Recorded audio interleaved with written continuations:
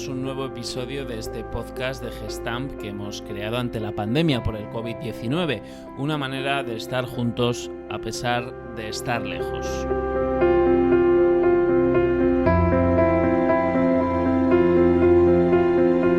Allá donde estés, estamos contigo y queremos acompañarte con información de tu interés y servicio. Somos parte de un equipo y si estamos unidos, somos más fuertes. Somos Gestamp.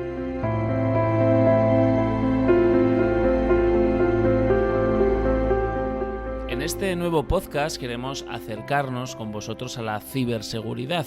Son días de confinamiento en muchos lugares del mundo, días de estar frente a un ordenador o delante de la pantalla del móvil. Por eso, desde Gestamp, hoy ponemos el acento en la seguridad en Internet. Y para ello hablamos primero con Pablo de la Puente, que es director corporativo de tecnologías de la información en Gestamp. Hola Pablo, bienvenido, ¿qué tal estás? Hola Gonzalo, todos bien por aquí. Bueno, pues hablando de Gestamp, Pablo, ¿cómo lo estamos haciendo para que las comunicaciones sigan en pie? Pues la verdad es que hemos tenido que activar nuestro plan de contingencia, que la verdad es que hemos desplegado con éxito gracias a todos los empleados de Gestamp que están en tecnologías de la información, aproximadamente unos 400. Y la verdad es que con este despliegue estamos haciendo todo lo posible para que el teletrabajo, para la gente que trabajaba en centros administrativos, en centros I+D o incluso en las plantas, tengan la seguridad necesaria para dar esa continuidad de negocio. ¿Y en qué se traduce el plan de contingencia? ¿En qué consiste exactamente? Pues mira, el plan de contingencia es dar acceso remoto a los empleados, lógicamente, como si estuvieran en sus puestos habituales de trabajo y habilitando acceso a sistemas que normalmente no tenemos preparados para trabajar en remoto, como podrían ser herramientas de simulación, de ingeniería. Así los empleados pueden continuar con su desempeño normalmente.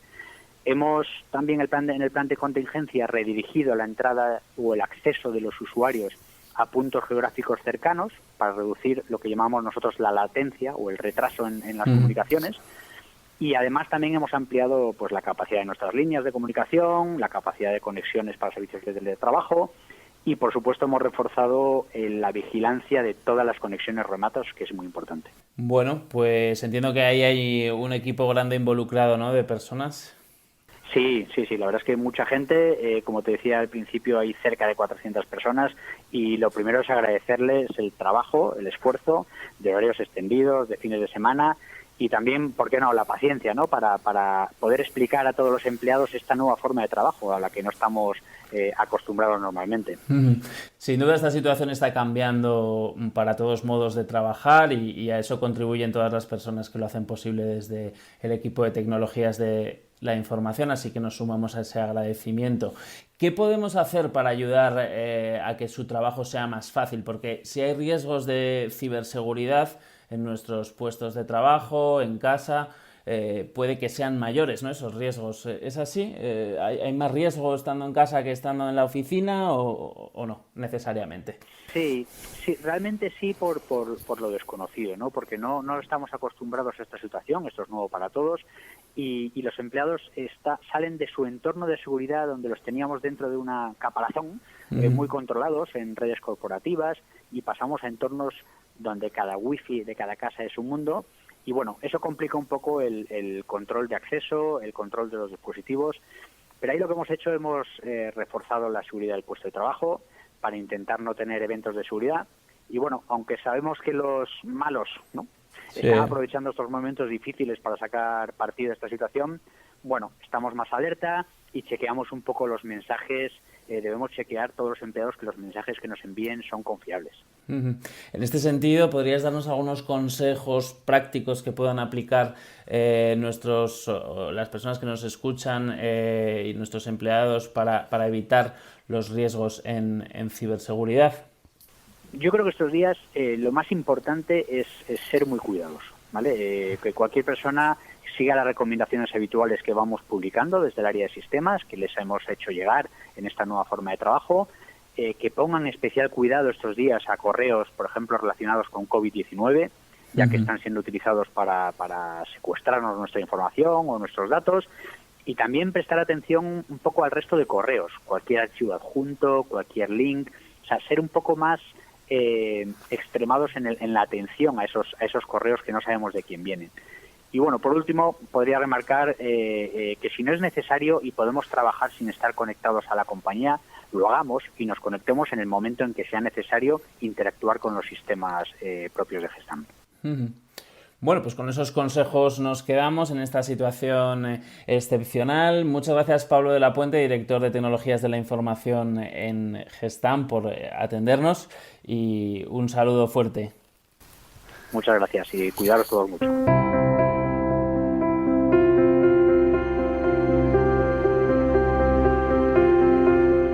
Pero no son solo correos electrónicos lo que nos llega estos días a todos. También nuestras jornadas están llenas de información, de mensajes e incluso de memes.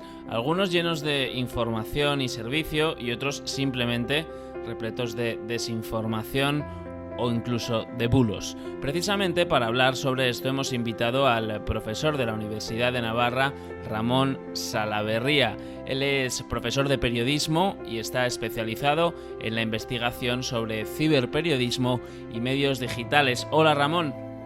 ¿Qué tal? Encantado de estar con vosotros. La primera pregunta que queríamos hacerte es ¿qué canales utilizan las noticias falsas para llegar hasta nosotros? ¿Por dónde circulan esas noticias falsas? Bueno, en realidad las noticias falsas nos pueden llegar a través de cualquier canal, desde canales privados, personales, hasta grandes medios de comunicación.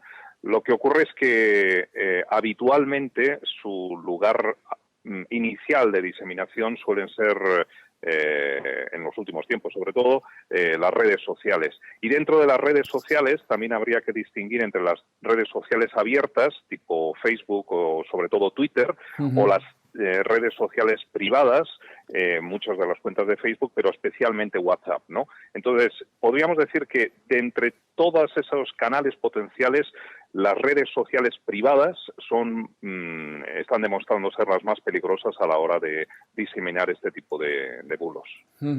Porque por esos canales, tanto unos como otros, nos llegan también noticias verdaderas, ¿no? Entonces, ¿cómo podemos identificar rápidamente un bulo? Entiendo que no es fácil para un usuario estándar, digamos, pero ¿qué consejos darías tú para identificar rápidamente un bulo? Bueno, lo primero es fijarse en la fuente. La clave para otorgar credibilidad a una información que nos ha llegado es preguntarse quién o de dónde ha salido esa información, ¿no? Entonces, nosotros por nuestras ganas de prestar ayuda o la confianza con la que tenemos con las personas más próximas, tendemos a pensar que un familiar, que un amigo, nunca nos va a mentir.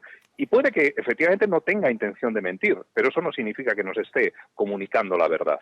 Y yo lo que recomendaría es que jamás, de ninguna manera, otorguemos crédito a algo que nos viene únicamente a través de un familiar o a través de un amigo. Tendríamos que contrastar esa información en terceras fuentes, a poder ser en un organismo público o en un medio de comunicación solvente, o si no existe ninguno de esos elementos, algún experto en la materia correspondiente, antes de dar crédito a esa información.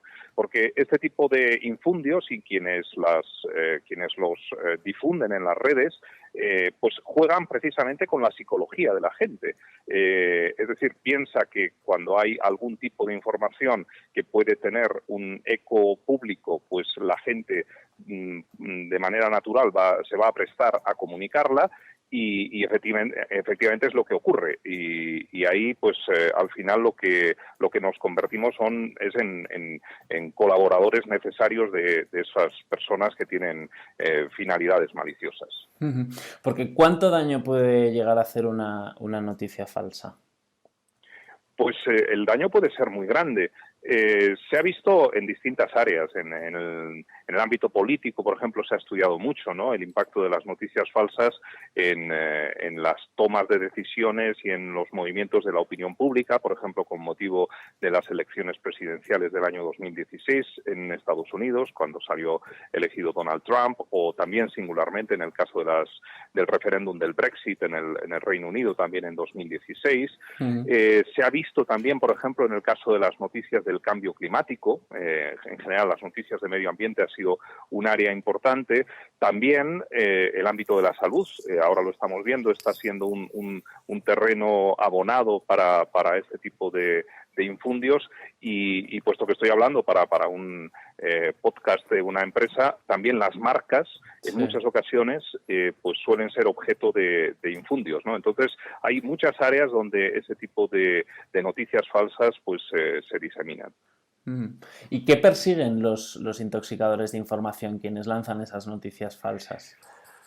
Pues hay distintas finalidades, según se ha podido pues identificar en distintos estudios. Hay algunas noticias falsas que tienen una intención económica de generar algún tipo de ruido, por ejemplo, contra una determinada marca o contra un determinado tipo de iniciativa empresarial, y entonces, bueno, cuando se diseminan ciertas informaciones, pues esto puede hacer que la reputación de esa empresa o incluso la cotización en bolsa eventualmente pueda bajar, ¿no? Y esto puede ser una forma de torpedear a un contrario. En otras ocasiones la finalidad es ideológica.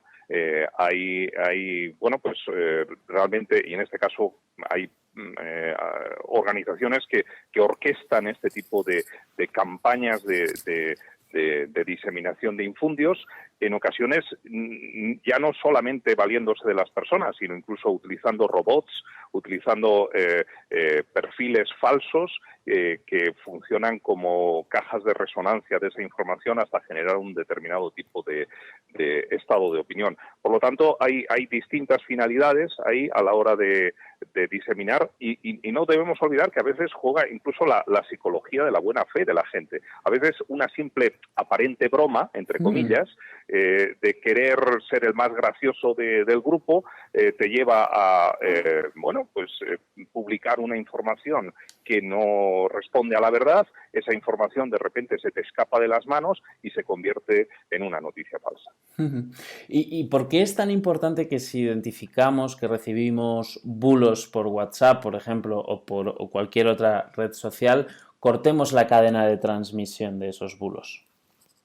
Bueno, esto es bastante parecido a lo que nos están pidiendo actualmente con las medidas de prevención ante el COVID, ¿no? En el caso del COVID, lo que nos están pidiendo que nuestra principal medida para poder atajar esta pandemia es quedarnos en casa. Bueno, pues la principal medida que podamos tener para evitar los bulos es compartirlos.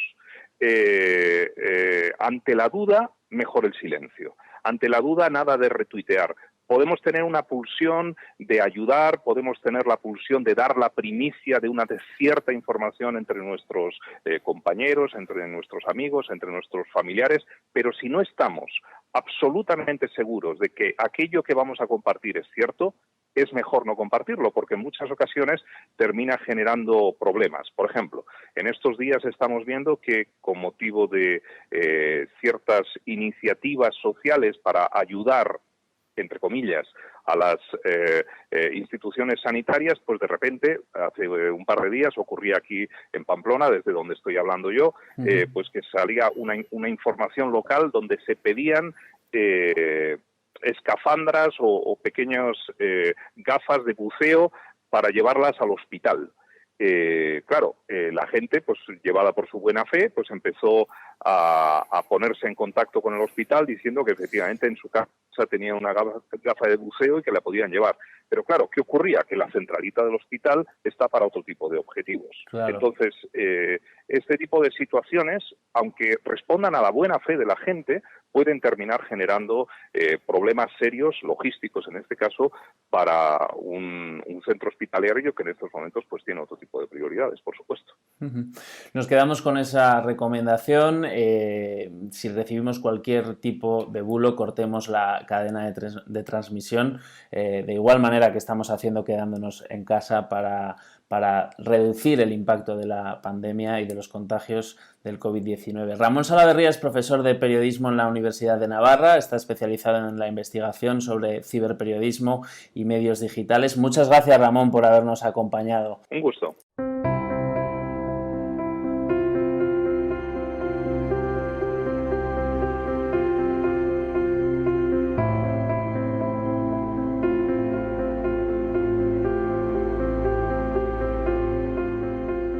Hasta aquí este nuevo podcast de Gestamp. Antes de terminar, recordaros que tenemos en marcha la campaña interna Stay Strong Gestamp en la intranet One Gestamp.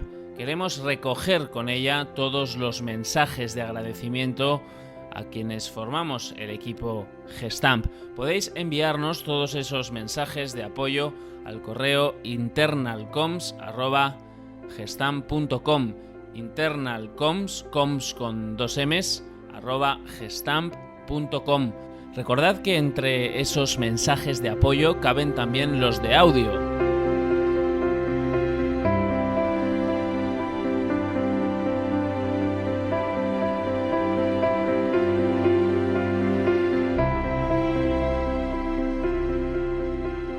Volvemos pronto, queremos acompañarte estos días con información que pueda resultarte útil y cercana en estos tiempos extraños. Porque ahora, más que nunca, queremos estar contigo. La prioridad en Gestamp siempre ha sido la seguridad y el bienestar de sus empleados junto al servicio a nuestros clientes. Todas las plantas de Gestamp deben seguir el plan de contingencia. El objetivo no es otro que anticipar y reducir el impacto de esta pandemia en nuestros trabajadores y en nuestro negocio. Stay strong, Gestamp.